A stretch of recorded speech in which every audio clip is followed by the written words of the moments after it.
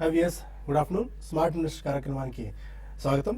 మార్కెట్స్లో ఒక pause mode ప్రస్తుతం మనకు కనిపిస్తుంది. నిన్న భారీ ర్యాలీ తర్వాత మార్కెట్స్ ఒక పాజ్ ఫేజ్లో కొనసాగుతున్నాయి.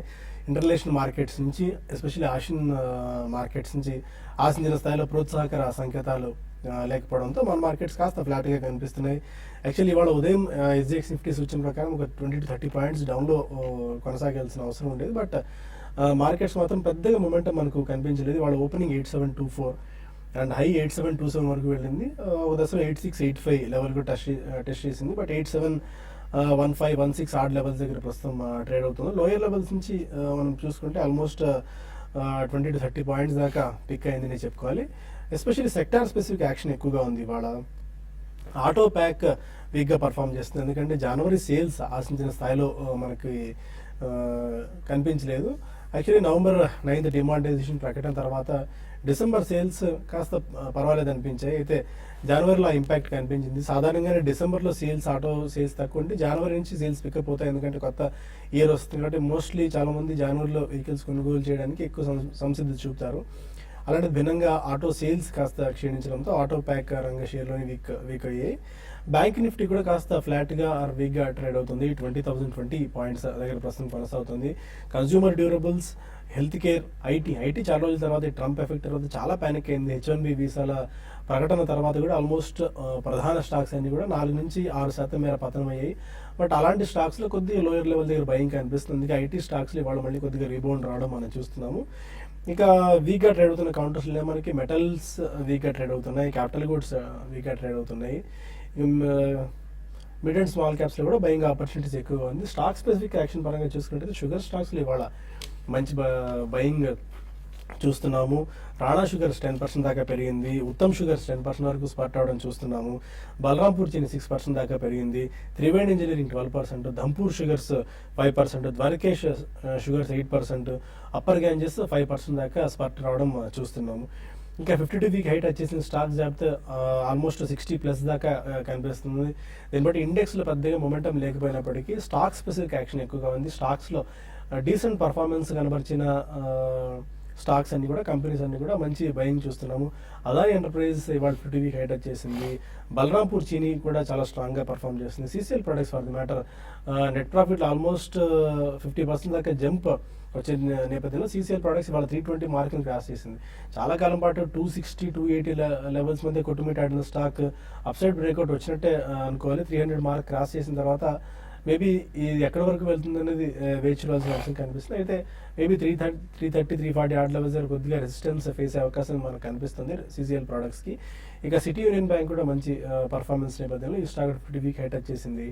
డీప్ ఇండస్ట్రీస్ ఒకటి, Exide industries, future retail and Godrej properties, especially Godrej properties వాళ్ళ నెట్ ప్రాఫిట్ 3 folds దాకా పెరిగింది.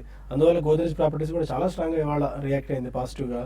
అండ్ హెరిటేజ్ ఫుడ్స్ కూడా 1100 మార్కులు క్రాస్ చేసి చాలా పటిష్టంగా పైకి వెళ్తుంది. ITC 280 దగ్గర ఉంది.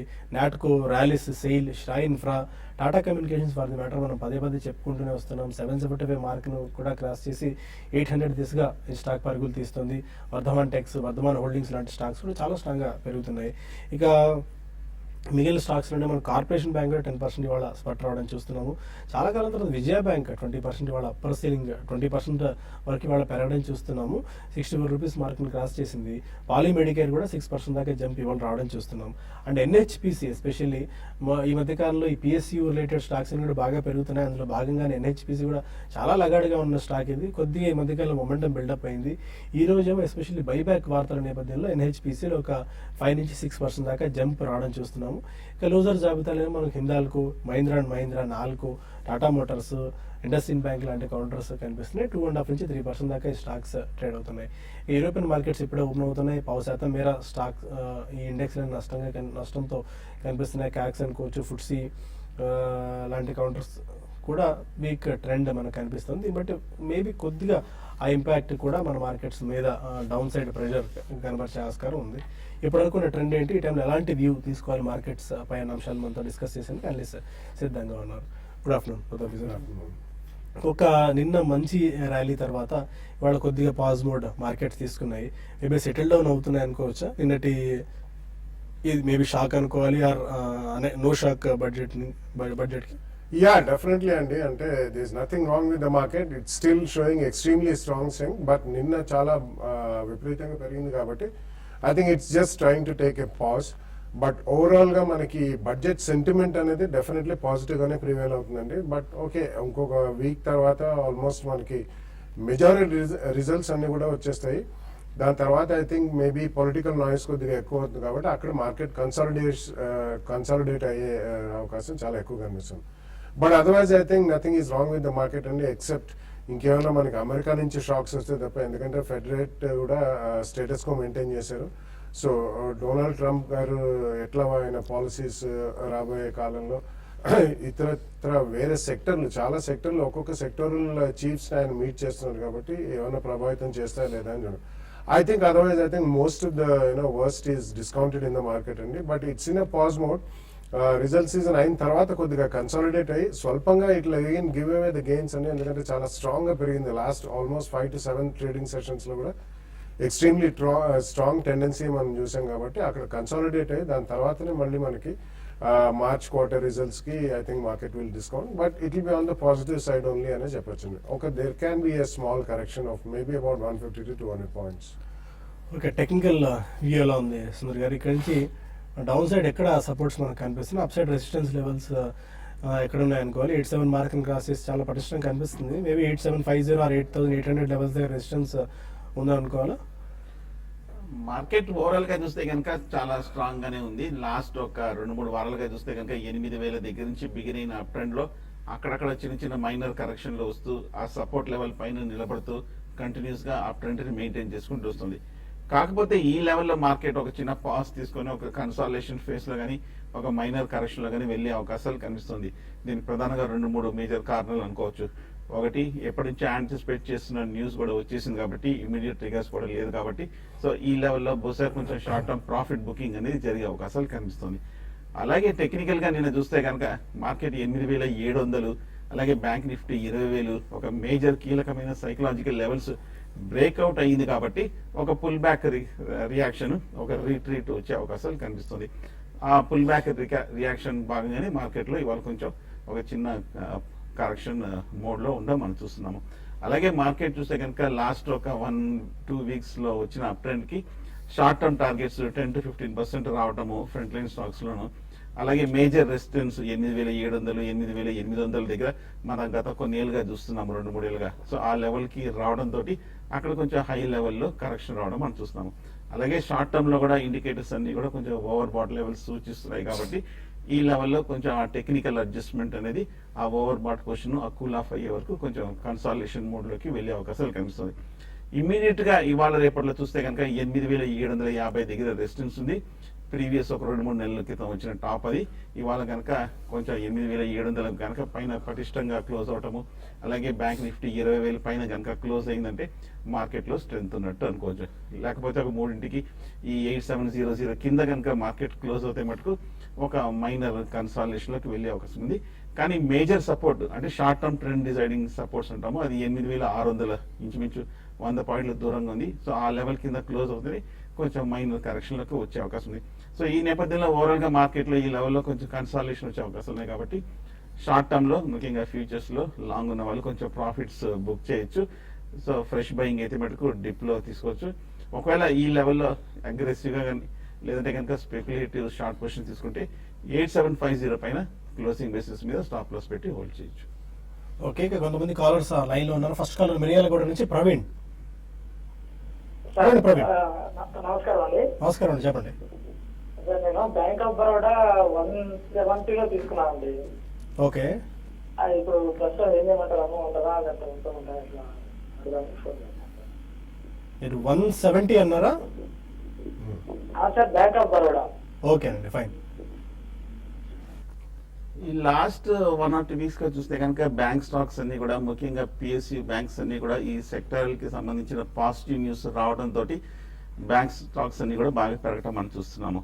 సో ఇటీవల కాలంలో వచ్చిన 170, 175 లెవెల్స్ దగ్గర కూడా కొంచెం పరీక్షిస్తుంది. ఆ లెవెల్ కొంచెం పటిష్టంగానే ఉందనుకోవచ్చు.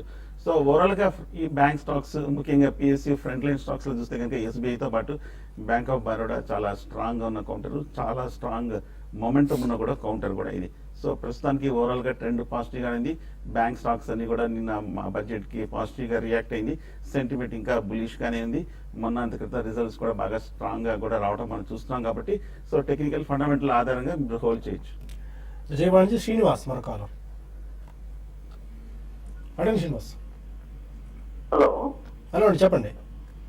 ఈ డివిస్ ల్యాబ్ 720 కాల్ ఒకటి తీసుకుంటారు, అది ఉంచమంటారా తీసేయమంటారా సార్? ప్రజెంట్ తీసుకొని 1 వీక్ అవుతుంది, ఎలా ఉంది దాని రిజల్ట్ ఎప్పుడు సార్? ఐడియా. అలానే బజాజ్ ఆటో 2850 కాల్ ఒకటి తీసుకున్నా sir. Bajaj Auto 2850. 2850 call. Divi's lab ఏమో 720 call sir. Okay, fine. Reddy call ఒకటి తీసుకున్నా సార్ 3050. ఓకే, మనం టూ కాల్స్ తీసుకుందాం. ఈ 2 కాల్స్ తీసుకుందామండి, Divi's and Bajaj Auto. Divi's 720 results సంగతి పక్కన పెడితే వాళ్ళకున్న ఈ 483 ఇష్యూస్ డివీస్ని బాగా ట్రాక్ చేస్తున్నాయి. 720 వెళ్ళే అవకాశం కనిపిస్తుంది. 660 680 దగ్గర ఉన్నట్టుంది. ఇవాళ స్ట్రాంగ్ గా అప్ ట్రెండ్ మనం చూస్తున్నాము. దివీస్ ల్యాబ్ గత వారం 2 వారాలుగా ఒక కంటిన్యూస్ డౌన్ ట్రెండ్ తర్వాత 700 రూపాయల దగ్గర సడన్ గా ఒక రికవరీ ఇవాళ 4% వరకు పెరగటం మనం చూస్తున్నాము. హోల్డ్ చేయండి. టెక్నికల్ గా చూస్తే కనుక ఓవర్ సోల్డ్ పొజిషన్ నుంచి ఇప్పుడే ఒక రికవరీ రిలీఫ్ ర్యాలీ రావడం మనం చూస్తున్నాము. అలాగే కాకపోతే ఇందాక మీరు చెప్పినట్టు ఫండమెంటల్ న్యూస్ ప్రకారం చూస్తే కనుక కొంచెం రీసెంట్ గా కొన్ని కన్సర్న్స్ వల్ల ఈ స్టాక్ కొంచెం బాగా పట్టడం మనం చూస్తున్నాం. సో కాల్ కాబట్టి నా ఉద్దేశం ఇవాళ రేపు మట్టుకే హోల్డ్ చేయండి. ఇవాళ రేపు కనుక కొంచెం ఫర్దర్ అప్ ట్రెండ్ వస్తే కనుక ఎప్పుడే మీరు దివీస్ ల్యాబ్ లో ఎగ్జిట్ అవ్వండి. ఎందుకంటే ఓవరాల్ గా అండర్లైన్ ట్రెండ్ ఇంకా వీక్ గానే ఉంది కాబట్టి. అలాగే బజాజ్ ఆటో బాగా బులిష్ గానే ఉన్నప్పటికీ ఇవాళ కొంచెం మనం చూస్తున్నాము 1% వరకు ఒక డిప్ రావడం మనం చూస్తున్నాము. ఈ మధ్య బజాజ్ ఆటో కూడా చూస్తే ఆటోమొబైల్ స్టాక్స్ అన్నిటితో పాటు కొంచెం పెరగడం మనం చూస్తున్నాం. కాకపోతే రీసెంట్ గా వచ్చిన పీక్ హై దగ్గర తీసుకున్నారు కాబట్టి ఇక్కడ నుంచి కొంచెం పెద్ద రన్అప్ వస్తుంది అనుకోవట్లేదు మార్కెట్ కూడా. అలాగే ఈ ఆటో స్టాక్స్ అన్ని కూడా కొంచెం కన్సాలేషన్ లో మోడ్ వెళ్ళే అవకాశం ఉంది కాబట్టి పెద్ద ప్రాఫిట్ ఎక్స్పెక్ట్ చేసి ఇవాళ రేపట్లో ఏమైనా కొంచెం ప్రాఫిట్ వస్తే కనుక మీ కాల్ ఆప్షన్ ని క్లోజ్ చేసింది. ఫైన్. ఇక మరిన్ని కాల్స్ అండ్ ఈమెయిల్స్ తీసుకునే ముందు స్మార్ట్ ఇన్వెస్ట్లో చిన్న బ్రేక్ తీసుకుందాం.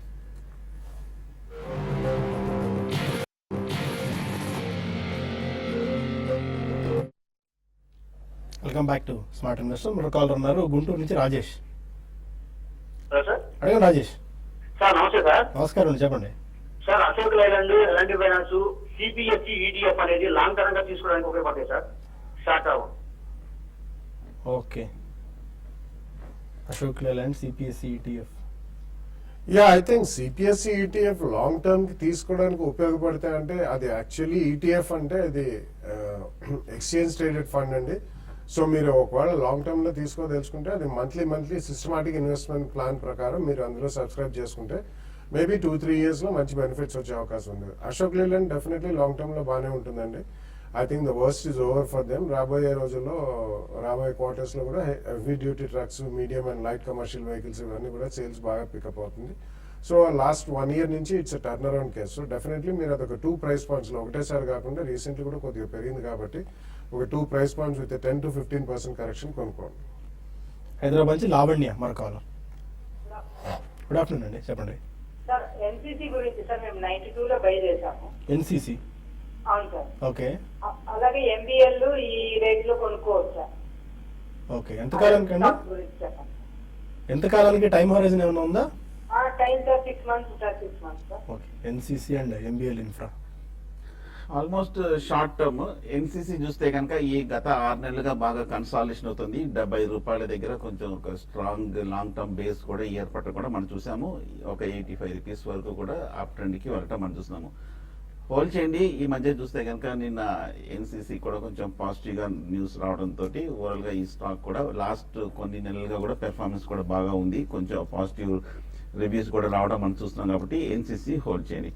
అలాగే ఎంబీఎల్ ఇన్ఫ్రా చూస్తే కనుక కంటిన్యూస్ డౌన్ ట్రెండ్ లోకి రావడం మనం చూస్తున్నాము. లాస్ట్ 6 months గా చూస్తే కనుక మేజర్ హై నుంచి పడుతూ రావడం మనం చూస్తున్నాం. ప్రస్తుతానికి ఎంబీఎల్ ఇన్ఫ్రా మటుకు ఫ్రెష్ బయింగ్ అయితే అవాయిడ్ చేయడం మంచిది. ఉన్నాయంటే కనుక ప్రస్తుతానికి హోల్డ్ చేయండి. టెక్నికల్ గా బాగా వీక్ గానే కనిపిస్తుంది. సో ప్రస్తుతానికి ఎంబీఎల్ ఇన్ఫ్రా మటుకు కొంచెం అవాయిడ్ చేయడం, దూరంగా ఉంటే మంచిది. హైదరాబాద్ నుంచి రవికుమార్ మన కాలర్. హలో, అడగండి రవికుమార్ గారు. Good afternoon sir. Good afternoon అండి, చెప్పండి. Sir Astec life sciences just link farm ఉందా? యూఎస్ఎఫ్డిఏ ఏమైనా ప్రాబ్లమ్స్ ఉన్నాయి సార్?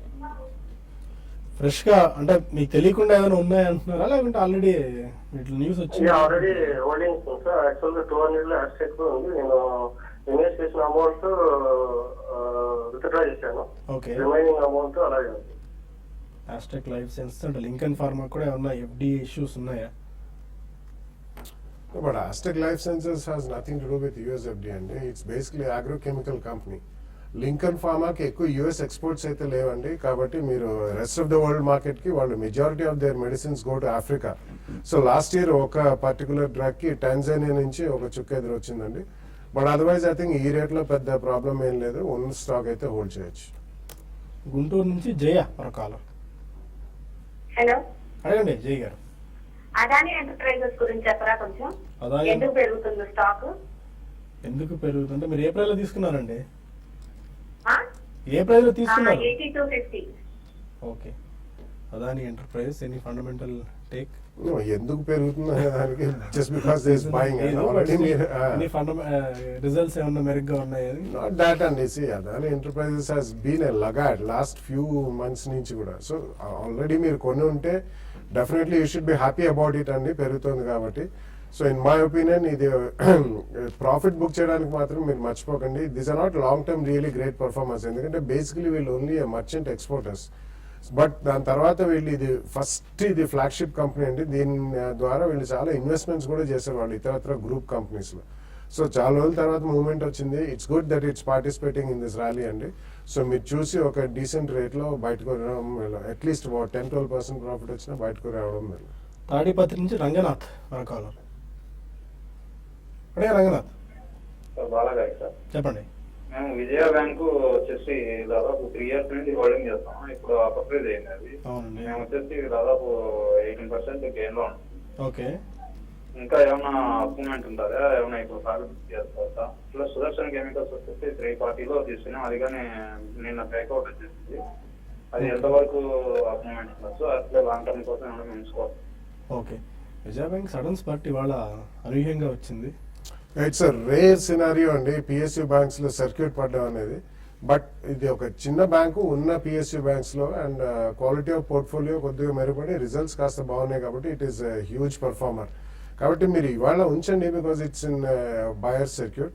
సో చూసి ప్రాబ్లీ మేబీ రేపు నెక్స్ట్ వీక్ లో ఎక్కడైనా కానీ కాస్త రిలీజ్ అయ్యి ట్రేడ్ అవుతుంటే మీ దగ్గర క్వాంటిటీ ఎక్కువ ఉంటే కొద్దిగా తప్పకుండా బుక్ చేయండి. బికాస్ ఇది చాలా రోజుల నుంచి ఈ చిన్న PSU బ్యాంక్స్ అన్ని కూడా they been literally non performers. But కొద్దిగా టర్న్ అరౌండ్ స్టోరీ. మొత్తం అమ్మకండి. నెక్స్ట్ వీక్ చూసి ఎక్కడ రిలీజ్ అయ్యి స్టేబుల్గా ఉన్నప్పుడు ఒక అట్లీస్ట్ 1/3 25% క్వాంటిటీ అమ్ముకుంటే rest of it I think you can hold for some more time ఒకసారి. ఎందుకంటే this is not going to one time affair అండి. కొద్దిగా quality of portfolio improve margins improve అయితే మాత్రం రాబోయే రోజుల్లో కూడా మంచి మార్జిన్స్ వాళ్ళు చూపించే అవకాశం ఉంది. తమిళనాడు నుంచి రాజేశ్వరి మరొకాలం. Sir good afternoon sir. Good afternoon అండి. సార్ నాకు రియల్స్ 10-15 years నుంచి ఉన్నాయి సార్. అది అట్లా ఉండిపోయినాయి. ఏదన్నా పర్పస్ అమ్ముదాం అనుకుంటే ఇది జరగడం లేదు. ఏం చేయమంటారు? లాంగ్ టర్మ్ ఇన్వెస్టర్ నేను. రిలయన్స్ నుంచి ఆల్మోస్ట్ 8 to 10 years నుంచి ఇన్వెస్టర్స్ పేషెన్స్ టెస్ట్ చేస్తూనే ఉంది. 800 to 1000 అదే ప్రైస్ బ్యాండ్లో కొట్టుమింటే ఆడుతుంది. నేను ఆప్షన్ ఉందా బయటపడి వేరే స్టాక్ని పిక్ చేసుకునేందుకు? యా బేసికలీ ఆవిడే అంటున్నారండి అది పెరగట్లేదు so we are stuck with it అని చెప్పి. జనరలీ ఏమవుతుందంటే very long term investors it happens with everybody అండి. It also happen to me. It still happens to me. So మనం తొందరగా డెసిషన్ తీసుకుని అది అమ్మం. ఎందుకంటే ఎక్కడైనా మనం అమ్మితే అది పెరుగుతుందనేమో psychologically we have a lot of feeling and lot of attachment to stocks. But Reliance last 10 years కూడా it has not been a performer అండి. ఇప్పటికి కూడా రిలేటివ్లీ మీకు బెటర్ ఆప్షన్స్ ఉన్నాయి. లాట్ ఆఫ్ బెటర్ ఆప్షన్స్ ఉన్నాయి. కాబట్టి మీరు ఒకవేళ 15 years నుంచి ఉందంటున్నారు కాబట్టి మొత్తం అమ్మకపోయినా కానీ కొద్దిగా అట్లీస్ట్ 50% స్టాక్ అమ్మేసి you can get in to fast moving sectors అండి which is non banking financial services companies, ఈ third party distribution and stock broking companies, auto ancillaries, chemicals, fine chemicals and speciality chemicals, branded garments ఇవన్నీ కూడా రాబోయే రోజుల్లో excellent performance చూపించే అవకాశం ఉంది. కాబట్టి అటువంటి వాటిలో యూ కెన్ షిఫ్ట్ ఓవర్ అండి. Okay fine. మనకు TV5 న్యూస్లో సమయం మించిపోతుంది. TV5 మనీలో కలుద్దాం యూట్యూబ్ వేదిక ద్వారా. అక్కడ మరిన్ని కాల్స్ అండ్ ఈమెయిల్స్ తీసుకుందాం. ఈమెయిల్స్ ఇప్పుడు తీసుకునే మనకు సమయం దొరకలేదు. అక్కడ ఈమెయిల్స్ అన్ని తీసుకుందాం. So stay tune to TV5 news and TV5 money.